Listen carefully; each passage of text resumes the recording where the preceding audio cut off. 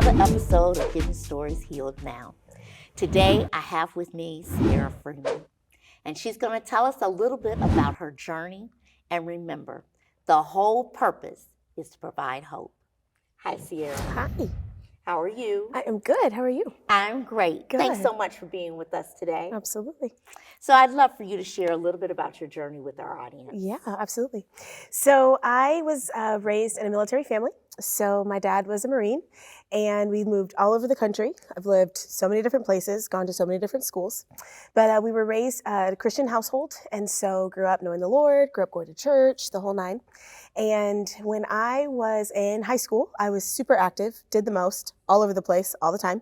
And so I did a lot. And as I was about to graduate high school, my mom started to get a little sick, started to feel some different things like that. And so she actually was diagnosed in 2006 with lung cancer. And so that threw our entire family for a loop.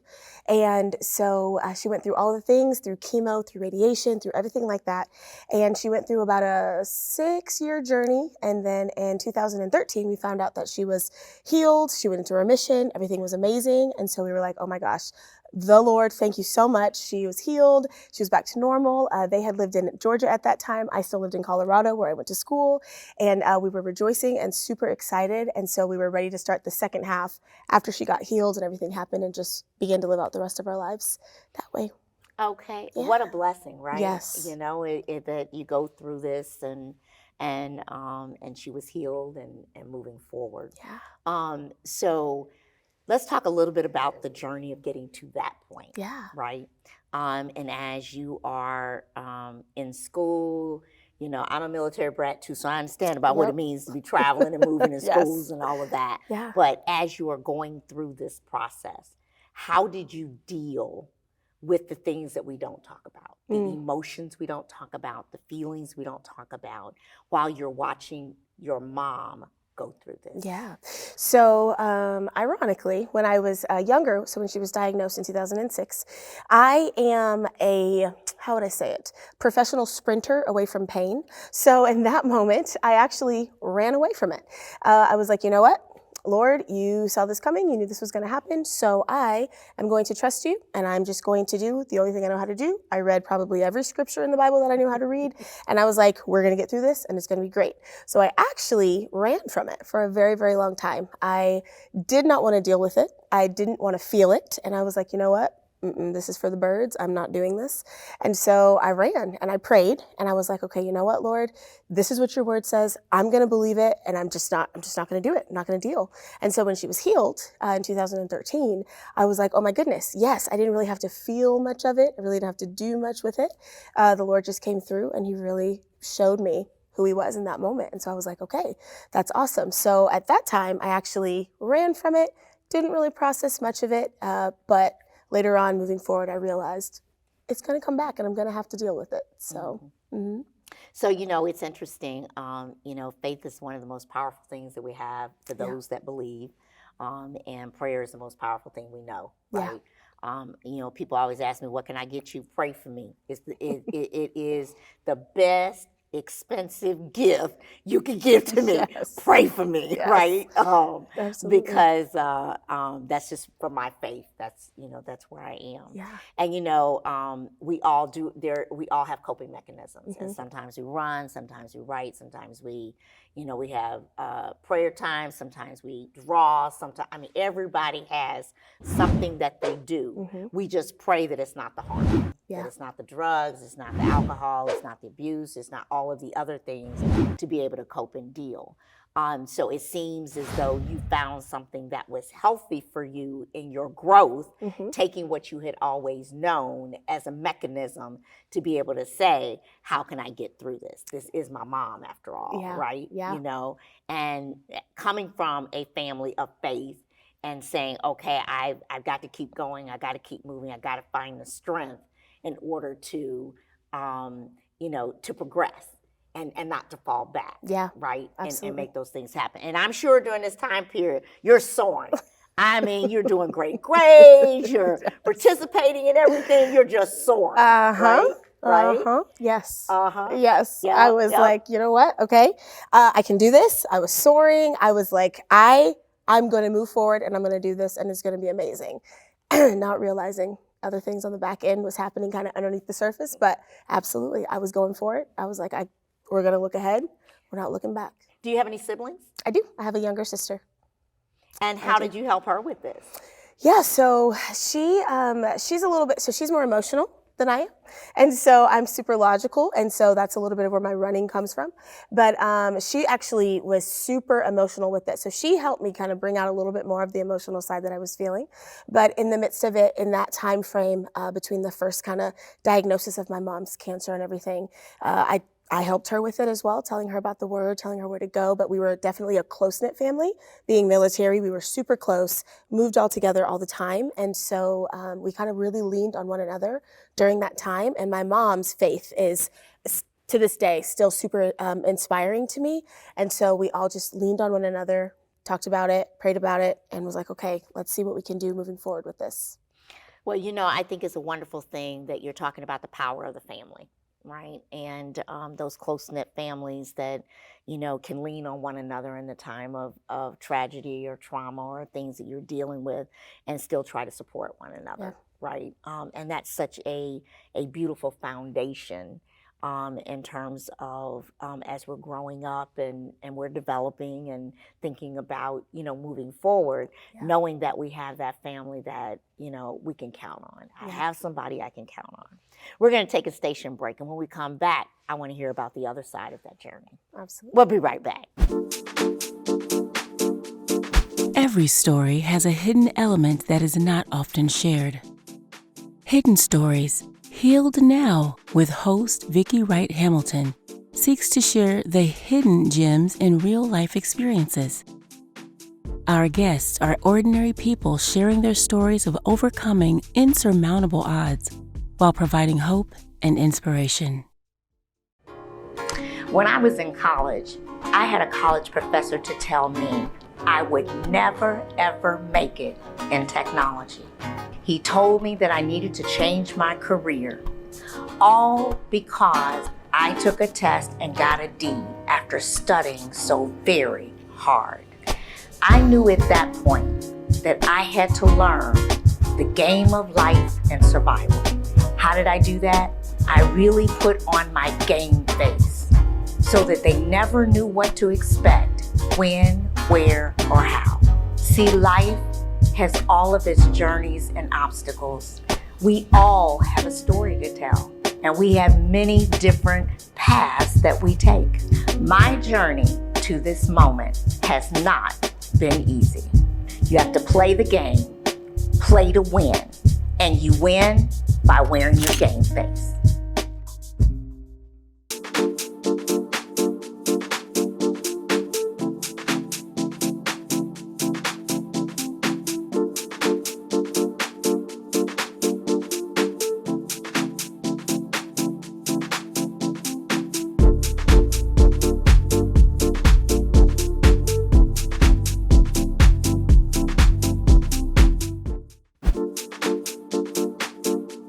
Welcome back. So let's finish this conversation, Ciara, that we're talking about. So we get through remission, everybody's happy, everything's going. Yeah. Where did the story go? Yeah. So in December of 2015, my whole entire family lived here in Georgia. We lived in Sugar Hill, and my mom started having some slurring of her speech, some numbness in her legs, and she wasn't herself. My mom was super vibrant, just totally life of the party, everything, and she was not that. And I was like, "What, Mom? What's going on?" I was like, "Let's get you a doctor's appointment. Let's see what's going on." And so we scheduled the doctor's appointment. Everything was going well. And then on January 3rd of 2016, my dad called me and told me that he had to rush my mom to the hospital. She had had a seizure. So I was like, oh my goodness. So prior to that doctor's appointment even happening, my mom's in the hospital with the seizure. And so we rushed over to the hospital and we're like, what's going on? And we thought it was a stroke. And so although a stroke's still not good, we were like, okay, we can manage a stroke, maybe some therapy, maybe some things like that. And one day, about 3 or 4 days after my mom had been in the hospital, my dad comes to me and I immediately knew it's not good. And kind of like before what I was saying, I tend to run from it. So I was like, you know what? I'm still going to focus forward. I'm still going to make it happen. It's going to be okay. And he told me that they were giving her about 3 weeks to live and that the cancer had come back, metastasized from her lungs and went to her brain. And so they were going to try radiation, but they said she doesn't have long. And on January 30th of 2016, she passed away. And that by far, to this day, to date, was probably the most excruciating pain I've ever felt in my entire life. And so with that, what I learned is after my mom passed away, for another about year and a half, I ran just like I did the first time she got the diagnosis. But this time she was gone. So with my running, I actually ended up running in a circle right back to where that pain was, and I'm facing that pain now. And the Lord kind of sat me down, and I felt so strongly. He was like, hey, it's time to deal with all the pain that you haven't dealt with for years past. And it was in that moment where I started this journey of actually processing pain and actually realizing what emotional trauma does to one. Because we see physical trauma, and we see physical pain and physical abuse, and we kind of know what to do with that, or at least we understand that. The emotional side of trauma and the emotional side of pain, I don't know how many people really deal with that because it hurts. And a lot of times we have to go back to that point of that pain to do it. And so when he was asking me to go back to that point of pain where my mom actually passed away, I went kicking and screaming. It was not good. It was not fun. But I spent extensive years in therapy myself. I am a counselor by trade. That's what I do. But we can't counsel ourselves. So I went to counseling and did some grief counseling and really processed where a lot of my pain and hurt was coming from and what I really needed to do. And what I realized in that moment also was that several years prior, my mom got diagnosed the first time, and I thought I was good, and I thought I was okay, and I was running from this, and I was like, I'm just going to pray, and it's going to be amazing. Whereas, yes, Jesus is the answer, and He is what we need in that moment. It doesn't negate the fact that we have to actually process through the pain that we're feeling, or it's going to further stifle us on the other side of pain, and we're not going to deal with it, and we're not going to realize why maybe our relationships aren't going the way we want them to, or why we're not being able to function the way we want to in our jobs and things like that if we don't actually deal with the point of contention where that pain is from. And so through several years of therapy and just grief counseling, dealing with my mom, who was my best friend, passing away, I was able to realize, okay, we got to deal with some pain. And so since that moment, it's not easy. It never gets easy, but I've realized in order to actually move forward and do some things, I've got to go back to the points of these painful pieces and actually process them and deal with them. You know, you said something that's very powerful because I know that even for myself, I was a caregiver for both my parents, and they died in the same year. One in January and one in September as I was keeping them. And, you know, I kept saying, but I got faith, it's fine, it's fine, it's fine. And all I did was, you know, is God has me, it's going to be okay. Yeah. And the realization of, but I'm human. Where does humanality come into with the relationship of faith, right? Yeah. How can I say I'm faithful if I'm sitting here going, I can't deal with this. I can't deal with this, yeah. Right? Yeah. And so I can relate to the feeling of, you know, yes, God is the right way, Jesus is our Savior, we know that, but that emotional piece that is just, it's us being human, yeah. Right? And so if you were to tell someone out there today who is dealing with that, what was it that said emotionally, I know this is the emotional pain, to allow you to let down your guard enough to even go and get help? Yes, I would probably say the biggest piece was knowing that it's okay to need help. It's okay to realize that you can't do it on your own. I think so often we learn or we see, especially if you're raised in the church, you almost think, well, if I have Jesus, then everything's going to be fine. If I have Jesus, then everything's going to be okay. And yes, He is going to make it okay, and He is going to make it fine, but Jesus Himself went on a cross and He died and went through pain Himself, so why are we exempt from that? We're not. And so I think coming to that realization of, you know what, we do go through pain, we do go through hurts, and we're not meant to do it alone. We're not meant to do it by ourselves. And so it just took me really realizing, okay, there are people that want to love me, there are people that want to help me, there are people that want to come alongside this absolutely painful thing that has happened in my life and want to help me walk through it. And I don't have to do that perfectly. I don't have to go through pain perfectly.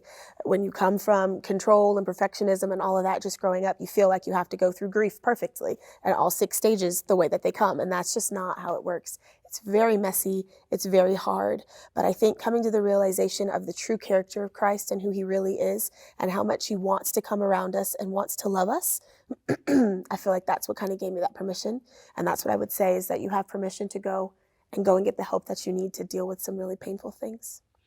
Well, it's been very, very impactful. We're going to take a station break. When we come back, I want to finish that conversation. And I also want to see if we have a question or comment from the audience. Yeah. We'll be right back. Every story has a hidden element that is not often shared. Hidden Stories, Healed Now, with host Vicki Wright Hamilton, seeks to share the hidden gems in real-life experiences. Our guests are ordinary people sharing their stories of overcoming insurmountable odds while providing hope and inspiration. When I was in college, I had a college professor to tell me I would never, ever make it in technology. He told me that I needed to change my career, all because I took a test and got a D after studying so very hard. I knew at that point that I had to learn the game of life and survival. How did I do that? I really put on my game face so that they never knew what to expect, when, where, or how. See, life has all of its journeys and obstacles. We all have a story to tell, and we have many different paths that we take. My journey to this moment has not been easy. You have to play the game, play to win, and you win by wearing your game face.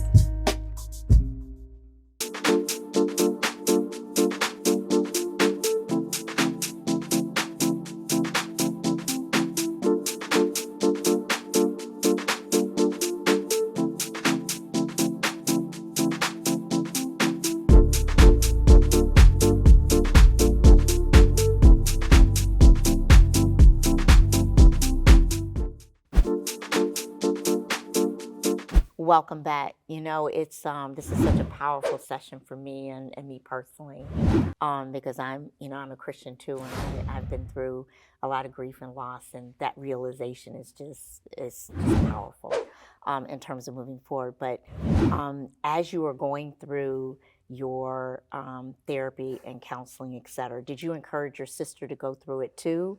Are all of you going through it? How did you handle that? Yeah, so I did. I've been encouraging my sister for years, actually. So she passed in 2016, so it's been almost 7 years since my mom passed away. And so I was actually one of the first of myself, my sister, and my dad to go through counseling. And as I was going through it, I thought, oh my goodness, this is helping me so much. And so I did encourage my dad and my sister. They took a little bit longer to get on that train. And so, but my sister has since gone through counseling and still in the process of going through that. And so it's amazing to see. And my dad does it here and there, but we're still kind of nudging him to go as well, because he actually lost his brother 2 years after he lost my mom. So there's just so much there, and I just feel for him so much. And I'm like, Dad, I love you so much.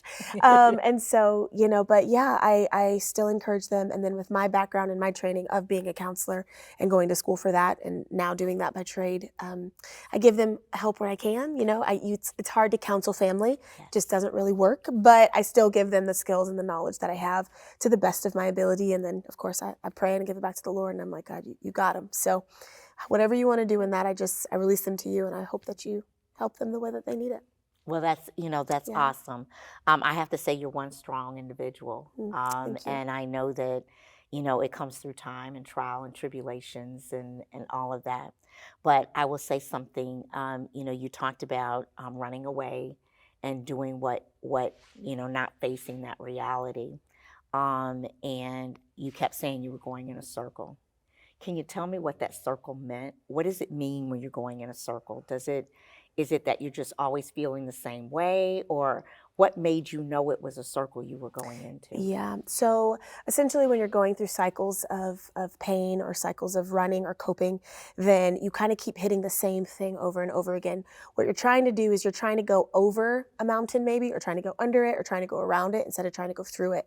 And so essentially what it was, just for visual aid, is almost like I kept running, and then I would hit the same point of pain. And I'm like, oh, I don't want to deal with that. So let me turn around and try to go the other way, thinking I'm going the opposite way. But essentially I'm just continuing to hit that same pattern of, okay, this isn't going away. This isn't going away. No matter what I'm doing, no matter what I'm trying to do, it's not going away. And for me, different coping mechanisms were really just busyness and more control. I needed to still control. And it just got to the point where it broke me. And I was on a missions trip, and that's kind of where that breaking point happened. And the Lord was just like, I passed out while I was there. I had to be sent in a cot I was in Nicaragua, and it was a lot. And I was like, okay, I got to stop. I'm doing the most. And if I don't stop, then I'm not going to end up well. And so, yeah, I took that and I realized what it was. And so then I just started now looking up and like, okay, let's get out of the circle and let's go up and let's try to get ourselves out of this. And so, yeah. So, I think what's powerful about what you just said is the fact that, you had to be brought down in order to understand you had to get up. Mm-hmm. Right? Yeah. We go around and we hit the same thing over and over again. But when we're brought down and it's like, okay, you got a choice here. It's your health or you need to deal with it. Yeah. Right? And that's such a powerful thing to have to acknowledge, much less have to deal with. Yes. Right? Yes. And because you got to get your attention some kind of way. He right? does. Get it. So I applaud you for going to get the help that you need, for Thank doing you. the things that you need to do to be successful. Let's see if we have a question or a comment from the audience. First, my condolences to you and your family for going through that. I know losing a matriarch is never easy. I am curious, just for all of us who are kind of healing or going through that, what are some sort of self-therapy steps or, practical things that you've done to help, not get over, but to heal from that? Or when you catch yourself going in that cycle again, to prevent that. Yeah. So I've taken a lot when I was personally going through grief counseling and the healing process. A lot of it was being completely honest with my feelings and where I was. Realizing, okay, there's a lot of pain here. And then realizing that when my mom passed, that wasn't the first time that I had felt pain like that or felt things like that. So going back into just my childhood, going back into different areas of my life of like, man, there are a lot of points of contention and a lot of points of pain. I would journal a lot and I would just be completely raw and completely honest with my thoughts and my feelings. And then when I'm in my counseling sessions, I would let them know, this is what I'm feeling and this is what I'm thinking. Is this wrong that I think this way? Is it wrong that I feel this way? And they're like, absolutely not. When you can let it out and when you can release what's in there and when you can be honest with yourself and those around you, then that's where true healing begins to take place. And when you can be honest with the Lord specifically as well of, this is what I'm feeling, and I don't think that you're good right now. I don't think that you have my back right now. I don't think that you're for me. I know what your word says, but I actually don't believe it right now. I actually feel like you're against me. And I know that's not what your word says, but that's how I feel. That's when he can actually come in and where true intimacy can happen, where you can really process and realize, okay, this is where I'm at. This is where I want to get to, and he is for me. So how do we walk through this together now versus me trying to deal and process it on my own? And so that's a lot of what I did back then. And then today, where we are is I kind of do the same thing. I still get in those moments and those times when painful things happen. I still feel it, and I feel myself wanting to sprint the other way. But I'm like, you know what? I can do this. And so I'll journal, I'll write, and I've taken a lot of that and I've started my own nonprofit today that helps people do this very thing, that literally helps them process through their pain, walk through their pain. I have retreats. Eventually I want to do conferences, but I want to do different things where people can take all of their pain and we can have all different kinds of resources and all different kinds of ways to just sit and deal and process with pain that's happening, and how do we get through it together. Thank you so much for your question. I think all of you can agree that this has been a very insightful segment, and I can't thank you enough for sharing your testimony and your journey. Thank you. I think that you've given the audience a lot of tools that they can take to move forward with. Can you all join me in thanking my guests today? Thank you. Thank you so much for joining us on another episode of Hidden Stories Healed Now, where we tell all those secrets to help you too. See you next time.